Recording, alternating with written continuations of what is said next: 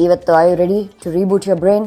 ಬನ್ನಿ, let's talk to doctor Sharan Srinivasan, PRS ನರವಿಜ್ಞಾನದ ನರಶಸ್ತ್ರ ಚಿಕಿತ್ಸಕ ಮತ್ತು CMD. Rebooting the brain. ಪಟ್ಟಾಕಿ ಮಾರ್ನಿಂಗ್ ಶ್ರುತಿ.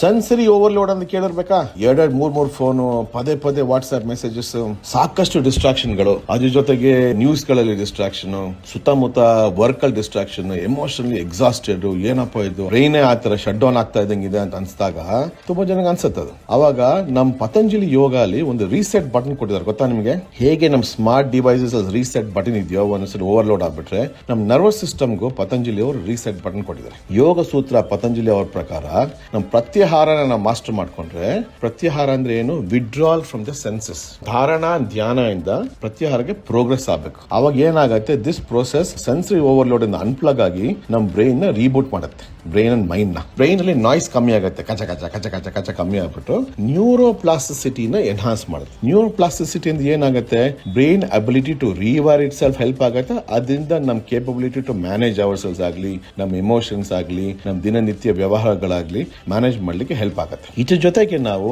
ಆಸನ ಪ್ರಾಣಾಯಾಮನೂ ಆಡ್ ಮಾಡ್ಕೊಂಡ್ರೆ ನಮ್ ಹಾರ್ಟ್ ರೇಟು ಸ್ಟೆಬಿಲೈಸ್ ಆಗುತ್ತೆ, ಬ್ರೈನಿಗೆ ಆಕ್ಸಿಜನ್ ಬೆಟರ್ ಆಗುತ್ತೆ. ಎಲ್ಲ ಸೇರಿ ನಮ್ಗೆ ಏನಾಗುತ್ತೆ, ಬ್ರೈನ್ ಬಾಡಿ ರೀಬೂಟ್ ಆಗುತ್ತೆ. So this is called Patanjali yogas neural tool kit. Much before the modern medicine. Reboot your brain the yogic way. Rebooting the brain.